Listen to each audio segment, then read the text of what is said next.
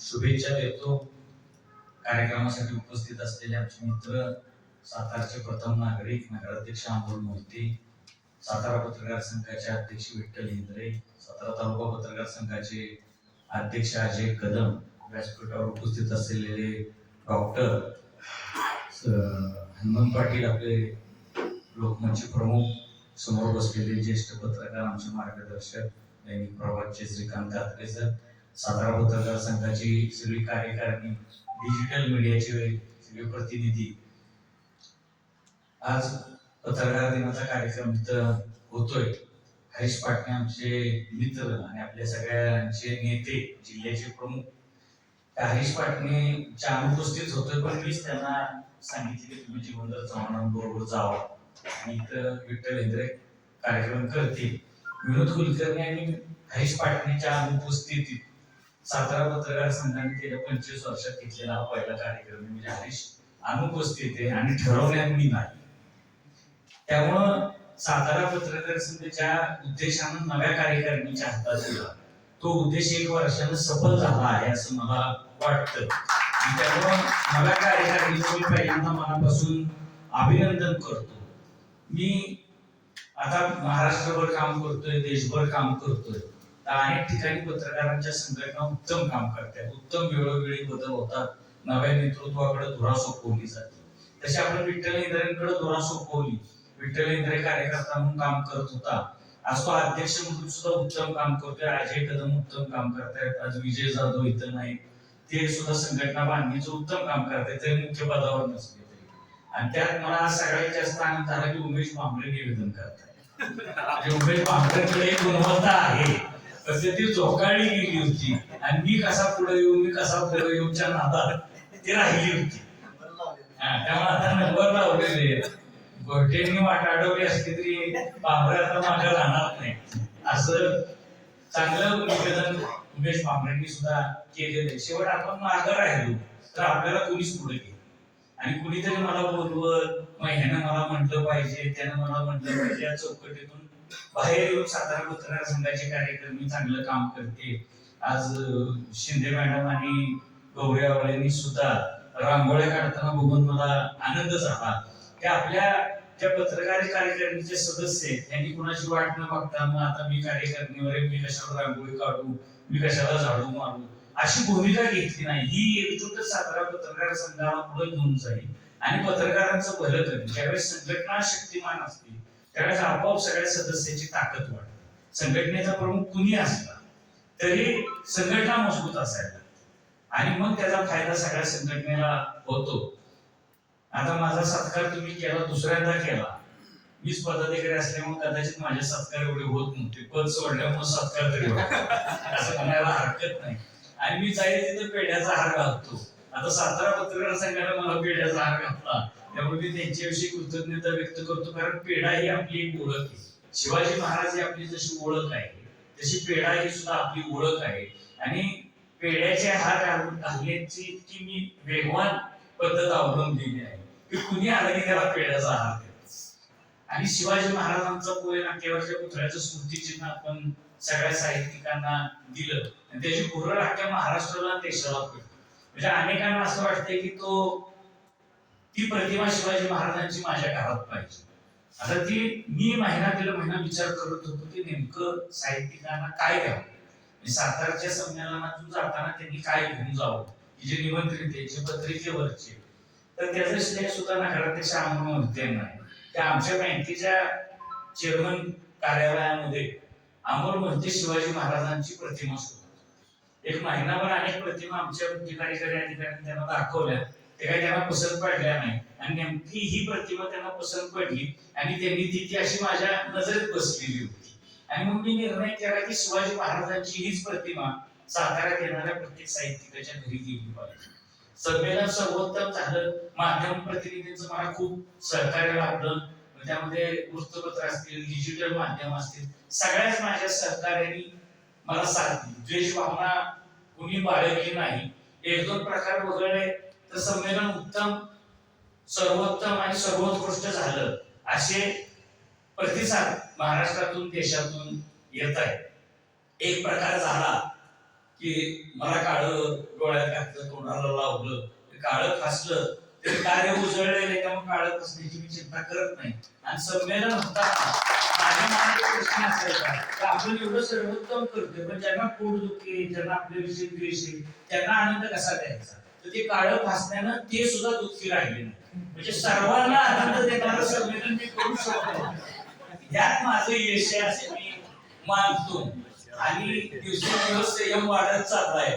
तो त्या संयमाचं प्रदर्शन सुद्धा माझ्या हातून घडलंही परमेश्वराची कृपा आहे असं मी मानतो. 98 संमेलनात स्थानिक पत्रकारांना जेवढी संधी मिळाली नाही, एका दुसऱ्याला कधी कधी मिळते, कधी कधी पण सर्वाधिक पत्रकारांना मी संमेलनामध्ये संधी देण्यामध्ये यशस्वी झालो.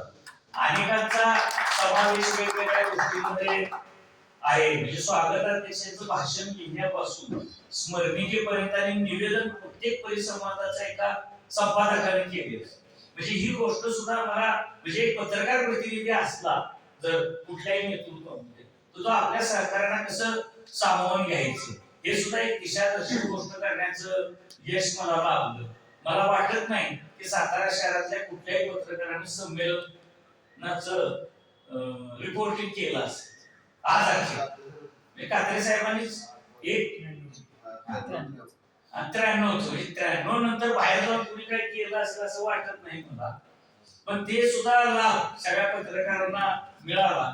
आणि जो काय प्रतिसाद देतोय, 30-30 वर्ष संमेलनाला जाणारी माणसं भेटली आणि त्यांनी असं सांगितलं की असं संमेलन, असं नियोजन असं आम्ही बघितलं नाही. प्रकाशकांची नेहमी तक्रार असायची, त्यांना दुय्यम वागणूक मिळायची, पण ते सुद्धा आपण केलं. डिजिटल माध्यमांचा सुद्धा आपण फार मोठा वापर केला. डिजिटल माध्यमांची सुद्धा आपल्याला प्रचंड साथ लाभली. महत्वाचं साताऱ्याचं संमेलन, कारण नाव जाताना ना शिवेंद्रराजेचं जातं ना विनोद कुलकर्णीचं जातं. जाताना लोक म्हणतात साताऱ्याचं संमेलन उत्कृष्ट. म्हणजे अख्ख्या सातारा शहराला, अख्ख्या सातारा जिल्ह्याला ह्या संमेलनाचं श्रेय मिळालेलं आहे. आणि प्रत्येक सामान्य माणसाचा जनसंमेलनाला हजेरी लावली नुसती, भले पुस्तक विकत नाही घेऊ दे, त्याला काही 1 रुपयाची देणगी नाही देऊ, पण ज्यानं हजेरी लावली तो सुद्धा ह्या यशाचा शिल्पकार आहे असं मला प्रामाणिकपणे कबूल करावं असं वाटतं. साताऱ्यासाठी काहीतरी मी करू शकतो याचा मला आनंद आणि अभिमान आहे. सगळा सातारा माझ्या पाठीशी उभा राहिला. शिवेंद्रराजे सारखा नेता की ज्याचं महामंडळाच्या अध्यक्षालाही कौतुक करावं वाटलं. म्हणजे मिलिंद जोशी आमचा असा आहे की चांगलं पुस्तक लिहिलं तरच कौतुक करतो, राजकारण्यांचं तर अजिबात. म्हणजे त्याला आपण काय मानधन देऊन बोलवलं तर तरी करेल याची शाश्वती. पण त्यांनी शिवेंद्रराजेचं कौतुक केलं की 98 संमेलनाच्या स्वागताध्यक्षांपैकी शिवेंद्रराजे सर्वोत्कृष्ट स्वागताध्यक्ष होते की ज्यांनी काडीचाही हस्तक्षेप संमेलनामध्ये केला. आणि एखादा राजा आपल्या पाठीशी उभा राहिला तर एखादा छोटा मावळा सुद्धा किती मोठं काम करू शकतो ते मला करून दाखवण्याची संधी मिळाली. महत्वाचं स्वराज्य विस्तारक छत्रपती शाहू महाराज जे झोकाळले गेले होते, ज्यांना न्याय देता येत नव्हता, ज्याच्यासाठी मी संघर्ष सुरू केला होता. आणि विश्वास पाटलांना आम्ही अजिंक्यतारेच्या किल्ल्यावर आणलं आणि शाहूंचं चरित्र तुम्ही लिहिली पाहिजे असं विनंती केली, पण विश्वास पाटलांनी आम्हाला प्रतिसाद दिला नाही. पुन्हा शिवेंद्रराजेंनी त्यांच्याशी 4-5 वेळा बोललो आणि अखेर विश्वास पाटलांनी समारोपामध्ये शाहूंचं चरित्र लिहितो अशी घोषणा केली. शिवाय त्याच्यावर त्यांनी आपल्याला बोनसही दिला की थोरल्या प्रतापसिंह महाराजांचं सुद्धा मी चरित्र लिहितो. त्यामुळे अनेक गोष्टी या संमेलनाने साताऱ्याला दिल्या आणि साताऱ्यानं अनेक गोष्टी महाराष्ट्राला, देशाला, अखिल भारतीय मराठी साहित्य संमेलनाला, महामंडळाला दिल्या आहेत. त्यामुळे मी साताऱ्यात काहीच घडत नाही असं लोक बोलतात, तर त्याचं उत्तर साताऱ्यासारखं संमेलन 98 वर्षात कुठंच घडलं नाही. आता आपला विक्रम पुढच्या संमेलनांना मोडण्याचा विचार करावा लागणार आहे. सर्वाधिक संमेलन घेणारा जिल्हा पुण्यानंतर सातारा आणि सर्वाधिक संमेलन घेणारा शहर पुण्यानंतर सातारा. म्हणजे एका क्षेत्रात अशा आपण उत्तुंग आहोत आणि त्या उत्तुंग वाटचालीचा मी सुद्धा एक साक्षीदार होऊ शकलो याचा मला आनंद वाटतो. आणि मी संघटनेतनं बाहेर गेल्यानंतर सुद्धा, संघटनेच्या कुठल्याही पदावर नसताना सुद्धा मला तुम्ही सगळ्यांनी नेतृत्वाचा मान कायम ठेवलेला आहे. कारण पद गेल्यानंतर मान जातो आणि नेतृत्वही जातो. हा अनुभव मी अनेक ठिकाणी घेतलेला आहे किंवा अनेक लोकांना येतो पण तो अनुभव सातारच्या पत्रकारांनी मला दिला नाही.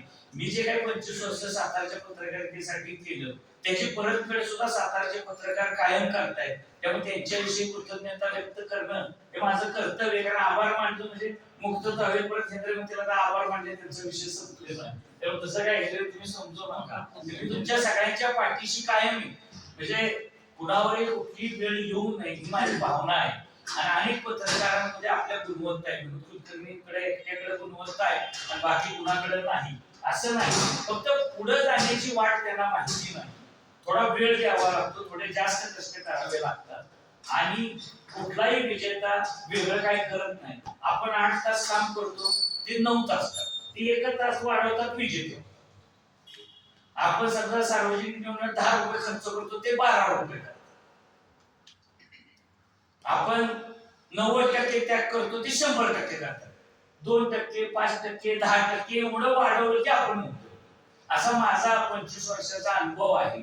आणि योग्य व्यक्तीला योग्य वेळी संधी मिळते. आणि संधी ही मागून मिळत नाही. संधी दुःख करून मिळत नाही. संधी फक्त कष्ट आणि त्या कष्टाचं सातत्य आणि आपली गुणवत्ता सिद्ध करत राहण्यानंच मिळते. त्यामुळे ती संधी मला मिळाली हे माझं भाग्य. मी एक स्वप्न बघितलं होतं साताऱ्यात अखिल भारतीय मराठी साहित्य संमेलन घेण्याचं. त्यावेळेस तर ते स्वप्न साकार होईल याची शाश्वती नव्हती. पण शेवटी स्वप्न साकार होण्यासाठी बघायचे नसतात, तर स्वप्न बघायचे असतात म्हणजे ती साकार. हे साकारच होणार नाही, हे शक्य आहे का, साताऱ्यात होईल कसं, अशा भावना न ठेवता आपण जे जे करू त्याला समाज प्रतिसाद देतो. आणि मला भरभरून समाजाने प्रतिसाद दिला, सातारकरांनी प्रतिसाद दिला, महाराष्ट्राने दिला. त्यामुळे मी आभार मानतो सगळ्यांचे. नगराध्यक्ष आज आले, त्यांनी पत्रकार पुरस्कार बंद पडलेले सुद्धा सुरू करण्याचा निर्णय घेतला. मी नगराध्यक्षांना एवढीच विनंती करतो की आपण शहरातल्या पत्रकारांना पुरस्कार देतो, तर तुम्ही जिल्हाधिकाऱ्यांची विशेष परवानगी घ्या आणि जिल्ह्यातल्या काही पत्रकारांना सुद्धा तुम्ही पुरस्कार द्या. विशेष परवानगी घेऊन आपण महाराष्ट्रात देश पातळीवर सुद्धा मराठी पत्रकारितेत अनेक लोक काम करतात, तर त्यांचा सुद्धा गौरव करता येईल. जिल्हाधिकाऱ्यांच्या परवानगीने तो करता येतो. आणि अमोल मोहितेंच्या बाबतीत बोलायचं तर अमोल मोहिते नगराध्यक्ष म्हणजे तुम्ही मी नगराध्यक्ष आहोत. अमोल मोहिते आपलं जे चौकटीत बसेल ते प्रत्येक काम आपलं मार्गी लावतील याची मला खात्री आहे. म्हणजे माझा आपल्याला डीजी बद्दल मनोज शेट्टे, सुशांत मोरे, अभिजित बापट यांच्या सहकार्यामुळे ही इमारत मिळाली. या इमारतीला सुद्धा आपल्याला काय हवं असेल तर मला खात्री आहे की नगराध्यक्ष आपल्याला कमी पडू देणार नाही. आणि नगराध्यक्ष निश्चित आपल्या सगळ्या पत्रकारांच्या पाठीशी उभे राहतील. कारण पांडुरंग पवारांचं निधन झालं त्यावेळेस ज्या काही लोकप्रतिनिधींनी आपल्याला साथ दिली निधी गोळा करण्यासाठी, त्यामध्ये अमोल मोहितेंचा सुद्धा सिंहाचा वाटा आहे. आणि आपल्यातलाच एक सहकारी नगराध्यक्ष झालेला आहे. त्यामुळे काळजी करण्यासारखं कारण नाही. दुसरी एक मी तुम्हाला विनंती करतो की आमच्या अरुण जावळे साताऱ्यात नगर प्रतापसिंह शाळेमध्ये शाळा प्रवेश दिन करतात. तो शाळा प्रवेश दिन जो आंबेडकरांचा अरुण जावळेंच्या पुढाकारानं होतो, तो नगरपालिकेमार्फत शाळा प्रवेश दिन बाबासाहेब आंबेडकरांचा झाला पाहिजे. आणि नगरपालिका त्याची मुख्य संयोजक असली पाहिजे. आणि आंबेडकरांचं जे चित्र प्रतापसिंह शाळेमध्ये आहे ते शिकले असं दर्शन कुठंच होत नाही असं मला वाटतंय. तर नगराध्यक्षांनी लगेच म्हणजे उद्याच्या उद्या करावं अशी अपेक्षा नाही. पण पुढचा शाळा प्रवेश दिनाचा अरुण जावळेंनी नगराध्यक्षांना 1-2 दिवसामध्ये लेखी निवेदन द्यावं. आणि तो शाळा प्रवेश दिन कसा व्हावा त्याची एक कमिटी करावी. अरुण जावळेंना त्यांना प्रतिनिधित्व द्यावं, सातारा पत्रकार संघाच्या अध्यक्षाला त्यामध्ये प्रतिनिधित्व द्यावं. आणि तिथे एक आंबेडकर कसे शिकले, आपल्या सातारा शहरानं देशाला आंबेडकर दिले, आपल्या प्रतापसिंह शाळेनं देशाला आंबेडकर दिलेले आहेत. तर ती ओळख आपण जतन केली पाहिजे. मला खात्री आहे की नगराध्यक्ष ते काम करतील. तर एवढ्याच 2 मागण्या आहेत. तर तुमचा कार्यकाळ 5 वर्षाचा, आता लगेच आजच्या आज काय तुमच्या कार्यकाळाची 2 महिन्यात 4 महिन्यात संपणार नाही.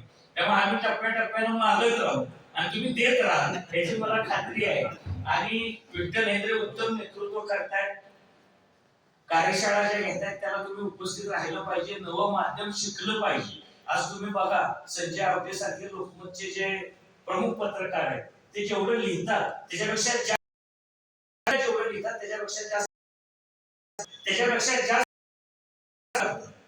तर ह्या नव्या माध्यमांचा उपयोग सुद्धा पत्रकारिता करण्यासाठी दैनिकात किंवा कुठं असतात. पण ह्या मर्यादा आपण मोडल्या पाहिजे, वापर केला पाहिजे जिथं आपल्याला मर्यादा नाही आणि आपले विचार मांडले पाहिजे. आता महेश पवार मागे बसलाय मुंबईमध्ये राजांच्या बंगल्यामध्ये होतो. महेश पवार सुद्धा होते. मी महेश पवारांना बघितलेलं नव्हतं, पण रोहित पाटील म्हणजे आमदार आर पाटलांचे सुपुत्र आले होते. माझ्या बोलण्याकडे त्यांचं लक्ष नव्हतं. तुम्ही म्हणतो मी बोलते काय डोक्यात विचार चाललाय नाही, म्हणजे तो बघा बघावाला बसलाय म्हणजे कुठं तुमच्याबद्दल काय केलंय, कारण आम्हाला पहिला म्हणजे तू भारी करते महेशला लगेच बोलवला की महेश आवडतो, तर आपलं काम आहे की महेश ये तू त्या माणसाला भेट. म्हणजे सातारच्या पत्रकारितेची ताकद अशी आहे या आर पाटलाच्या सुपुत्राला त्याचा मोह पडा, पण त्यानं ते एक आपला शैली विकसित केली बघा बघायची. म्हणजे ती शैली आता मलाही जमणार नाही, जर मी प्रयत्न केला तर ती महेशला सुटते आणि तेव्हा पाहिजे. आणि त्यांच्या पाठीशी कुठलीही वेळ येऊ, एखादा माझा सहकारी जरी महेशच्या विरोधात असला, कारण तो शेवटी पत्रकार आहे. माझा पहिला धर्म पत्रकारिता आहे, नंतर साहित्य, सहकार, राजकारण हे वेगवेगळे धर्म आहेत ते नंतर निघू, पण पत्रकारितेचा धर्म आपण पहिला निभावा, पहिला पूर्ण. तुम्ही जो आज माझा सत्कार केला त्याच्याविषयी मनापासून कृतज्ञता व्यक्त करतो आणि सगळ्यांचे आभार मानतो. विठ्ठल हेंद्रे, अजय कदम, सगळे कार्यकर्त्यांचे आभार मानतो आणि गोयटेंच्या विषयीचा आभार मानतो. उमेश भांबरेंना संधी दिली. उमेश भांबरे हा 25 वर्ष माझा सहकारी, त्याला अनेक ठिकाणी अन्याय झाला. सातारा पत्रकार संघात त्याला पहिल्यांदा न्याय मिळाला, इथनं पुढे त्याला संधी द्या. आणि अजय जगताप सुद्धा चांगलं बोलतो, तुम्ही त्याच्यापासून घाबरू नका. अजित जगतापला आत्मधून संधी द्या, तो सुद्धा चांगलं निवेदन करेल, चांगलं भाषण करेल. आपले असे जे लपलेले हिरे ते आपण सगळ्यांनी पुढे आणले पाहिजेत. व्यक्त करतो ते पत्रकारितेतले नेते कायम आम्ही तुमच्या पाठीशी ठाम ग्वाही देतो. आज मिळालेले त्यांचे नगराध्यक्षांना विनंती करतो की आपण 6 जानेवारी किंवा अगदी 5 जानेवारी